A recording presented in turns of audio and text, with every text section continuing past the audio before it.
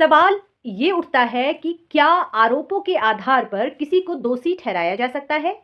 जी हाँ दोस्तों, ये प्रश्न अधिकतर लोगों के द्वारा पूछा जाता है और ये आपके मन में भी ये प्रश्न आया होगा कि यदि किसी के द्वारा आरोप लगाए जाएँगे, तो क्या हमें उनके आरोपों के आधार पर दोषी ठहराया जा सकता है?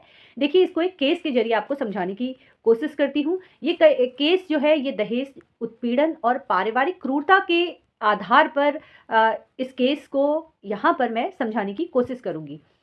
देखिए, पहली बात तो ये है कि किसी भी व्यक्ति पर कोई आरोप अगर लगाया जाता है, तो केवल आरोपों के आधार पर किसी को दोषी नहीं ठहराया जा सकता है। ये बार-बार कोर्ट के द्वारा कहा जाता है। हाल ही में एक मामला देखने को आया, दहेज हत्या से जुड़ा हुआ ये मामला है, जहाँ पर दहेज हत्या से जुड़े हुए आरोपी में महिला के देवर को बरी किया और अभियोजन पक्ष आरोपों को साबित भी नहीं कर पाया, जहाँ पर वो असफल रहा। मामले में आरोप ये लगाया कि विवाह के समय जो कपड़े दिए जाते हैं, उनकी संख्या को लेकर नाराज़गी जताई गई। जब विवाह हुआ होगा तो वहाँ पर कुछ लेन-देन में कपड़ों की संख्या को देख जो उन्होंने डिमांड की होगी या लड़की पक्ष ने लड़के पक्ष को दी होगी, उसकी संख्या से नाराज़गी उठी। महिला के माता-पिता का अपमान भी किया गया, जो उनके द्वारा कहा गया, लड़की पक्ष के द्वारा कहा गया।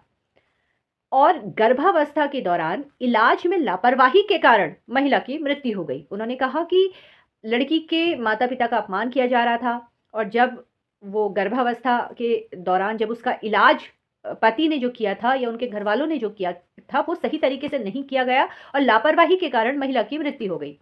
हालाँकि अदालत में जितने भी उन्होंने एविडेंस दिए, मेडिकल जो भी एविडेंस दिए हैं, वो कोई ठोस सबूत नहीं दे पाए।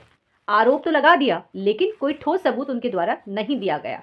पोस्टमार्टम की जो रिपोर्ट आई, उसमें ये कहा कि महिला के शरीर पर किसी भी प्रकार से कोई बाहरी चोट नहीं है, कोई ऐसे निशान नहीं हैं।